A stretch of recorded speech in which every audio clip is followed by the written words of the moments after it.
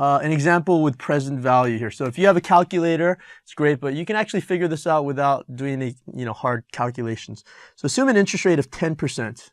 If you were to pay your friend an amount of $1,000 in 2 years, what is the present value of that amount? So in other words, what is the fair value your friend ought to lend you today for $1,000 in 2 years? So, that's kind of an interesting question. So you just basically plug and chug with this formula here. So FV equals PV 1 plus I to the nth power. So you're trying to find the present value. So the present value, so you know the future value is $1,000. You're trying to find the present value.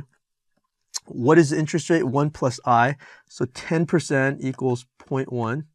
So 1 plus I equals 1.1. And then it's going to be 2 years here. So 1,000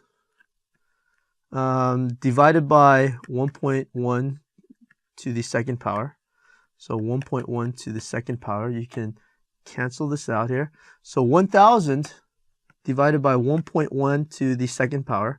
I don't have a calculator on me here, so I'm just going to leave it like that, equals the present value. So 1,000 divided by a number greater than 1. So you know that you can eliminate C, D, and E because they're all numbers that are either equal to 1,000 and 1,000 divided by 1 equals 1,000. So that can't be the case.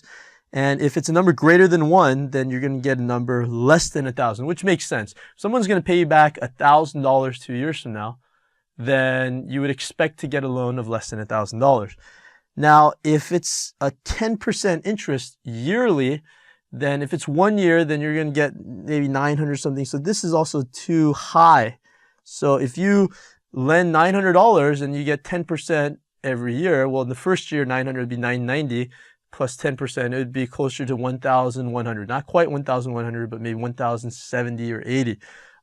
And so just by the process of elimination, then you get 826, which is correct. If you do 826 times 1.1 times 1.1 to the second power, you're going to get $1,000. So it's this idea that money today is not the same as money tomorrow. And that's why there's got to be this interest rate that compensates. And again, we're going to go over different scenarios where interest rates go down. What is the impact on lending and borrowing? But before we do that, it's kind of good to know the basis on which exchange is made in terms of borrowing and lending money. Thank you for watching Educator.com.